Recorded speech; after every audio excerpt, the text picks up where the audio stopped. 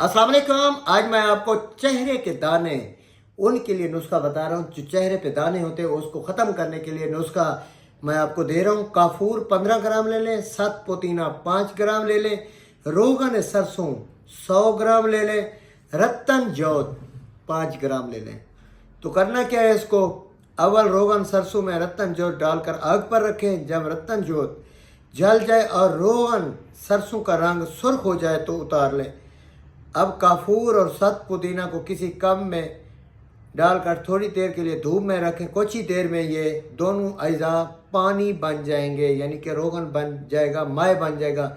इस रोगन को भी सरसों के तेल में मिक्स करके महफूज कर लें। चेहरे को पानी से धोकर 5 से 7 कतरे इस रोगन के चेहरे पर मुसलसल 2 दिन लगाएं, दिन में 3 या 4 बार। इंशाअल्लाह ख़त्म। शुक्रिया।